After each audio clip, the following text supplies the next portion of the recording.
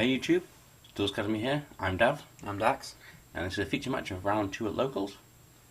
Craig's using windups. And Jake's using Gravekeepers. And before we start, I want to quickly say happy birthday to Jake. He turned 7 today. Hope he has a wonderful birthday, got plenty of toys, ate lots of cake. Had a piñata. The whole works. So he's Big J today, not Little J. Pin the tail on a donkey. They do roll a dice here, but it's pretty much null and void because Craig's letting Jake go first because it's his birthday. Okay, so Jake draws for his turn. I believe he plays a lot of Earthness here, doesn't he? Yeah. Allure of Darkness and banishes an Earth monster. Commandant. Yeah, there we go. Oh, Banishes Earth, Commandant. Earth Commandant. That's a bit of a retard move, Jake. Ah. And he just has the other Commandant, and then there are only monsters in his hand. So technically, Jake, your whole hand should have gone to the graveyard. I'm shocked Craig didn't pick up on that.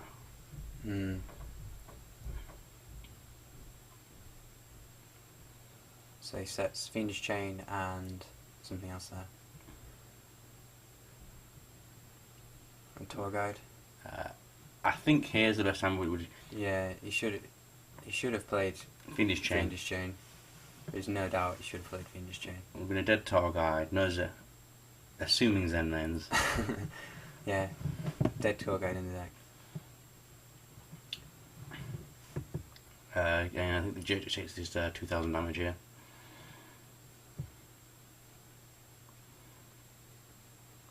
Oh, cheers for the help, Jake. Thanks, Jake, for overlaying my monsters together. So are those tour guides Earth or Dark? I'm just not sure anymore. My whole logic of the symbols got going, and there's the water type Zen mains. It's wind. The red one's a wind. And Jake sets another one. He's holding Dark Hole and Heavy Storm. We'll be really looking at there. I believe Craig has a set Solemn Warning so far. I think it's Fiendish Chain, Solemn Warning. There's a TT in his hand. I'm not sure what the other card is. I do apologise though, we are missing the graveyards and the field cards on this episode. I didn't realise when the camera was first set up. So Fiendish Chain's the Zen mains. And Craig's going to set another back row and pass back. So he draws Descendant. Unbelievably successfully gets it on the field. See, the thing is, Craig's got 4 back rows, so I would have looked at that and thought... Yeah, I wouldn't have attacked there. That they're clearly going to be anti-attack cards, because Yeah. it would have shut the summon otherwise. I'd have just left that as a wall. I'm waiting for a spy to be drawn or something. Yeah. And Craig's just going to switch to defense mode here with his Zen mains. And set another card. So Jake draws Solemn Warning. And sets Sets it. And just passes back. Summons the wind-up rabbit. See, I don't understand why he doesn't summon Warning the rabbit. I mean, Yeah. get rid of it when he can. Yeah, he takes 1400.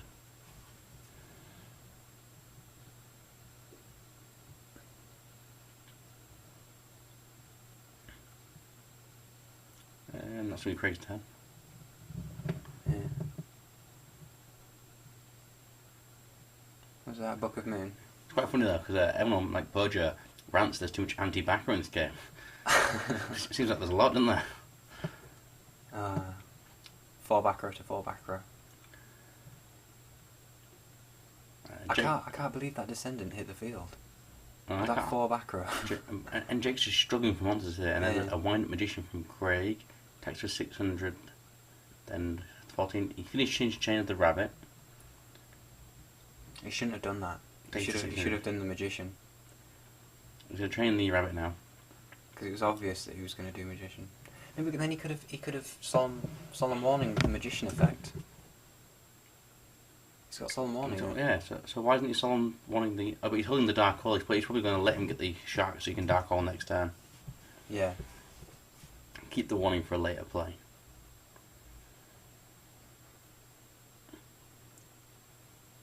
Do you want 7-year-olds could read? It's a spellcaster. Possibly fire, I'm not sure. Yeah. I'm unsure whether that's a... We're going to see the 1500 damage from White Shark here, dropping Jake down to 2500.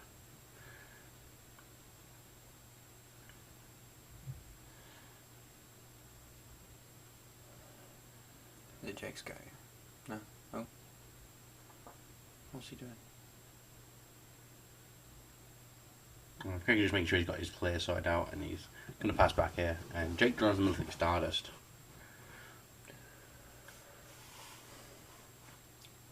Sets his whole hand in defense mode. Oh, changed his mind. Dark Hole, yeah. The Zen Mage is blocked by Finished Chain, so that can't save itself. So yeah, I think that was the right thing to do.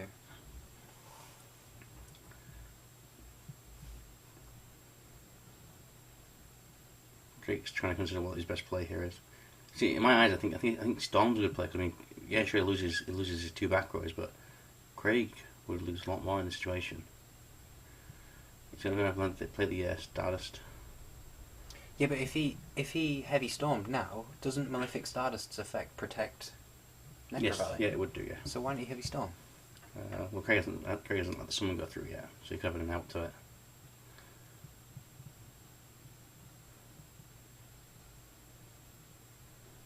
Craig's checking if it's a semi-Nami or a Nami, I think, right now. Seeing if it can be revived if it's destroyed, which it can't be. So he's going to Torrential Tribute here.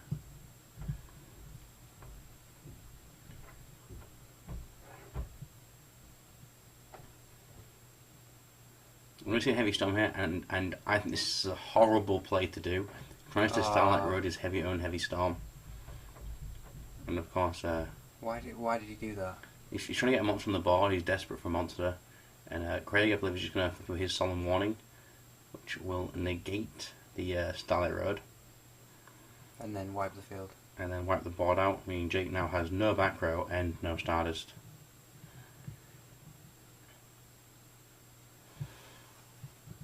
He's going to set 2 and pass back. Wind up Rabbit returns. So that's it's Book of Moon and Gravekeepers Steel that are set.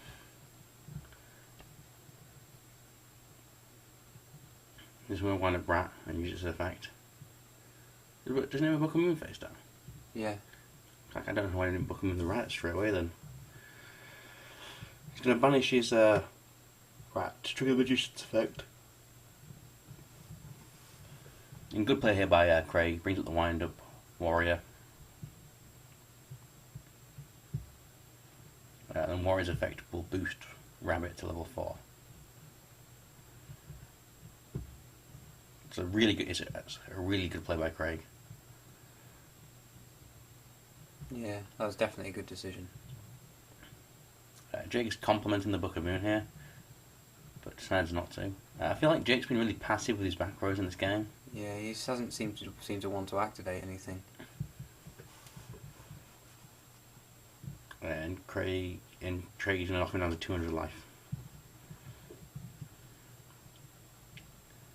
He's going to randomly Night Beam the back row. And Rat's going to return, and I believe he calls traps here. Going to poke for down, and there's no out to that, and that is game 1. Yep. Okay, game 2. Craig at 1-0. Got a lot to say about game 2. I'm missing a Law of Darkness here. Oh, please tell me he doesn't do it again. Oh my god. Oh no, he just isn't it Spy? Oh, yeah, he's got the Spy in his hand this time, so he'll get rid of Spy. Oh, I'll piss myself if he just calm it down again. No. Oh, it's a Spy. That's disappointing. If anyone doesn't realise, all Yuga cards have an attribute of their monster. It's in the top right corner. It's not dark just because the picture's slightly dark. He just has the comment to add the Necro Valley to his hand. I think he's got Necro Valley, He's got Skill Drain. Oh, that's pretty good. Malefic Malefic Stardust. He's open like amazingly strong here as Jake. And Dark Hole as well. Dark Hole as well. Oh, and Royal Tribute! Wait. Oh. 0. Kind of fizzled. I think his other set was Mind Crush. Yeah. And oh dear. I've seen Craig has the Storm.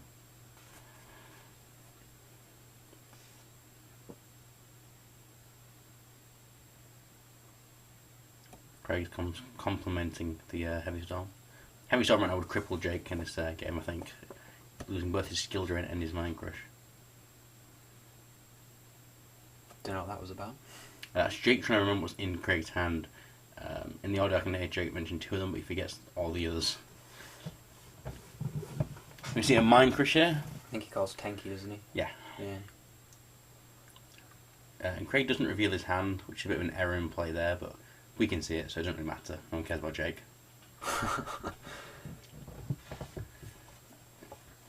He's just going to set a monster and pass back. Yeah, Necro Valley is still 3 there. Necro Valley is still face up, while Maleficent Stardust is face up. So. Yeah.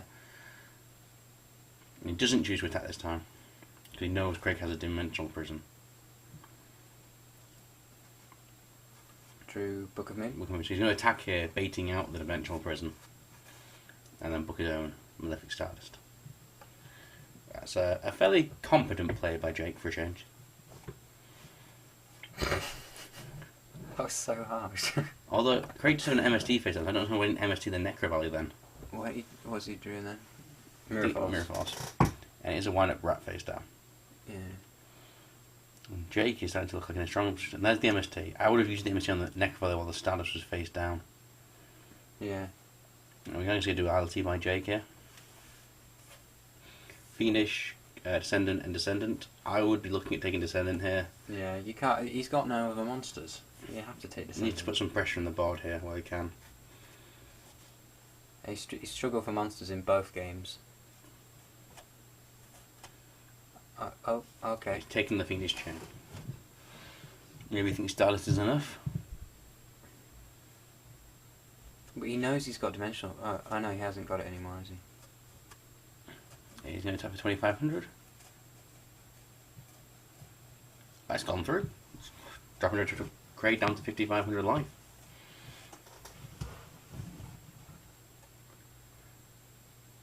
Another 2,500, dropping him down to 3,000. Did he attack then or not? Oh, I don't know. Or maybe he did. Okay, so Craig's on 3,000 anyway. We may have not included those life point changes. It doesn't matter.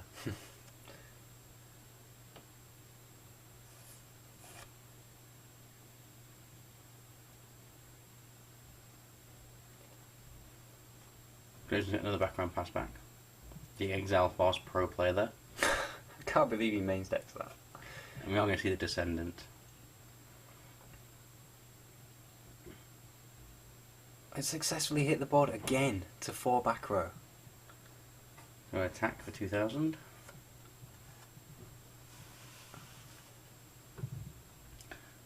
Craig is going to finish chain it. Hmm. Go pass back.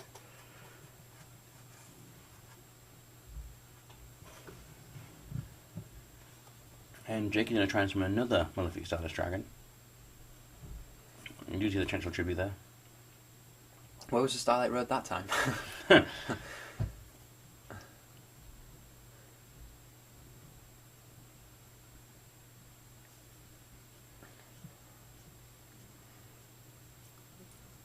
Randomly just tornadoes the skill drain. And then randomly MSTs the goes and match. Shark Factory, oh way up. He's well on his way. I believe such as a rabbit here, doesn't he? I don't know. Oh no, rat. Rat. I don't know what his other card in his hand is though. Might be a magician. And he's going to attack 1,500, dropping down Big J to 6,500.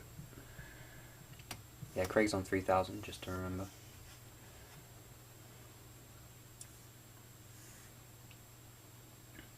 And yet again, Jake struggles not to have a monster.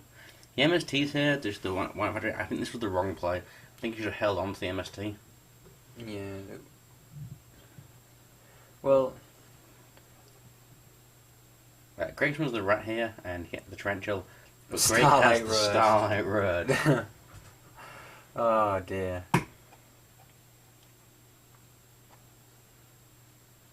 You see that in his main deck? He had another Starlight Road. He's going to activate Wind Up Rat here. He cannot actually make this play. He makes Oh yeah. Because Necro Valley's on the board, Craig can't actually use Rat, so it's a bit of a misplay. He could have done a really similar play involving getting Invoker, but with the Shark, but he's made the play, and Jake hasn't realised I'll call the judge, so there's nothing you can really do here. And he's going to go ahead and lever the Gravekeeper Spy. Yeah. I think it's just because puts in attack mode. Because you can't see it on camera, but Necro Rally is there. This is another for game. He points at Necro Rally saying, "Oh, plus 500." And after using Rat's ability. What an absolute dick. Oh dear. And finishing is going to stop the Stardust from attacking. He's still going to take a whopping bit of damage here. So literally... Is it 5,000? Yes. A quick math for you there. Yeah, it's 5,000. So he's literally just survived. He's holding the Dark Hole. So you can't clear the bot. Oh no, because the finish changes on the Stardust. Stardust will tribute yourself and negate this Dark Hole still. Yeah, but if you think about it, he could still get rid of it. I mean, it's not as if he's got... Oh, let's see what he draws anyway.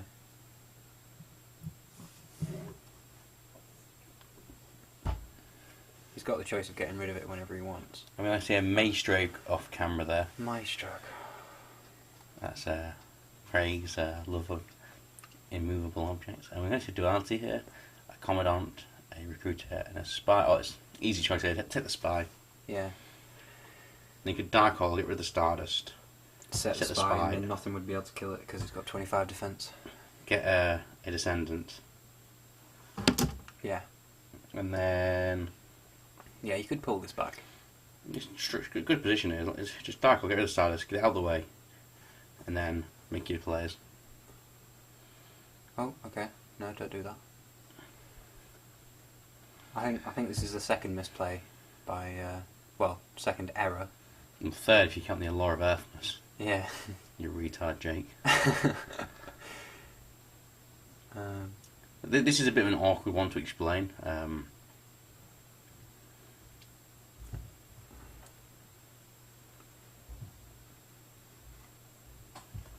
Is he doing it yet? Yeah. Craig picks up and reads his... Maestroke. And concludes that he can flip his own monster face down, even though it can only flip your opponent's monsters. Face down, so this is a bit of an error in play here. Because Maestroke is the opponent's monsters, and Wind Up Zen Maester is your own. I'm surprised Jake didn't notice that. Yeah, but then he didn't notice the rat getting another rat from the grave, so... Although Craig has read both these cards and pointed out Necro is there both times. Yeah.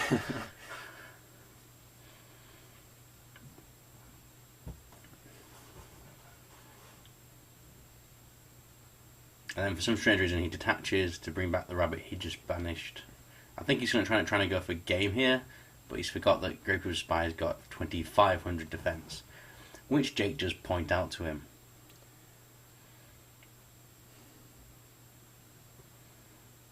What does he get here? I would get... I see. There's quite a few choices you make. You could get Descendant and then clear Craig's board, and then maybe chump, kill the Stardust Dragon by sacrificing the Descendant. Get Recruiter maybe to set up your players. Oh, okay. Assailant.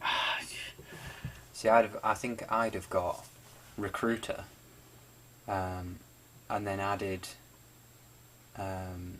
what's it called, Commandant, with the, because he's obviously going to attack it, and then Dark Hold, and then played the Commandant with 2100. Yeah. And he wouldn't been able to get over it.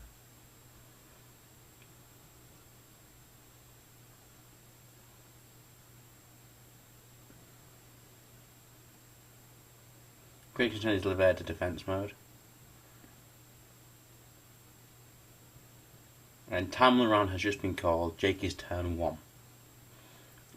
Time is 5 turns, one to Jake until 5 turns have been played out, and there's 5 minutes in this 5 turns.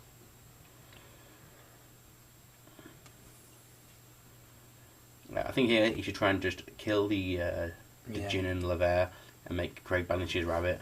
Definitely put the Spy in attack mode, kill Levier, attack the rabbit, make him banish it, and then attack Maestroke. So kill all 3. He's going to leave the Spy in defense mode though. I think the 2500 defense is keeping it there, so... That's fair enough, I suppose.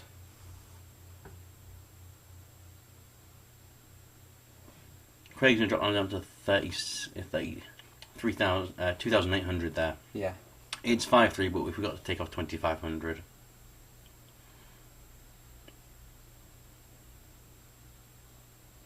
He's contemplating Utopia Ray there. Chaotic these. This is turn 2 of time. Still not tried to use the Dark Hole. I think Jake thinks it's too pretty to play.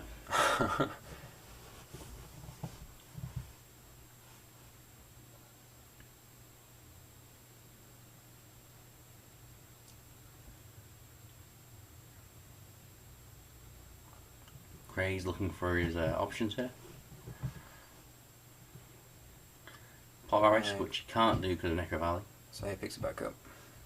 But he couldn't attack with Stardust anyway because it would be Fiendish Chain because Maestro couldn't have flipped it face down. A lot of things are wrong with this game. Yeah. He's going to turn his rabbit to defense mode, which seems absolutely pointless. He's going to attack here with the Utopia. Attack the Utopia, he's just going to negate it. And it's now turn 3 of time. Drake's going to try and Heavy Storm. He drop decked Heavy Storm.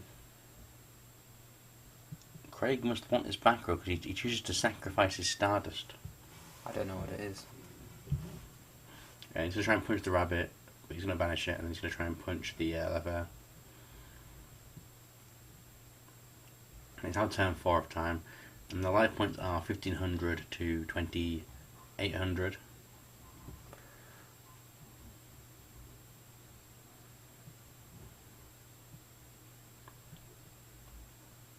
I don't understand why he didn't try and use Dark Hole a lot earlier. You should use it to bait out the Stardust Dragon's negation. Yeah, he's just held it for like the whole game.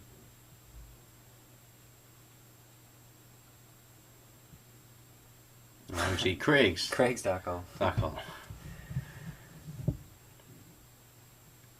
And here's another Wind-Up Rabbit. He's He going leaves to him on poke. 100. Why is Jake's face down? I don't know. Another face down, and he's just going to draw for his turn, and it's a Recruiter. He can't win, can he? Well, he could knock Craig down to 9. And that's the game. A good game, guys. Craig wins 2-0. Catch you next time, YouTube. Thanks very much. Bye.